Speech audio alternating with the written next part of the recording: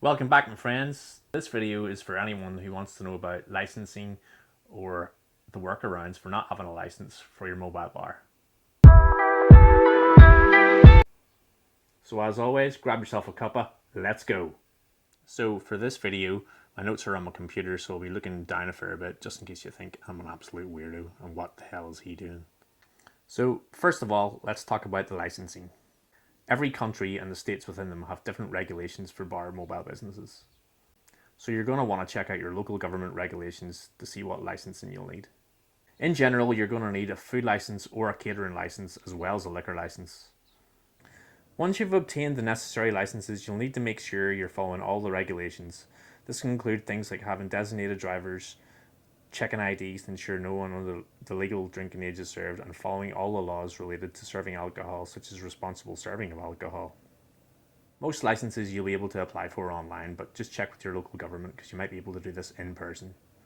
Now let's talk about some workarounds for not having a liquor license.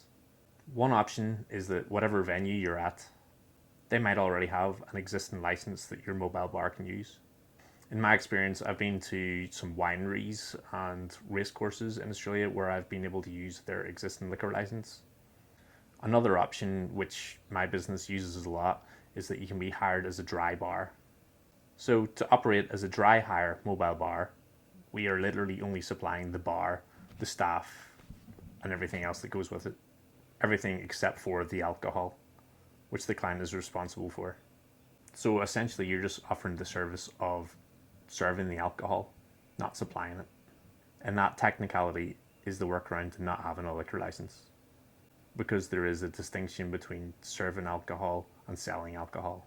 But disclaimer, I'm not a lawyer, so just check your local government laws before you do this. Here in Australia, we need something called an RSA certificate to actually serve the alcohol. If you want me to go more in depth about the application process for these licenses, leave a message in the comments below and I'll make some videos in the future about them. Until then, keep her lit.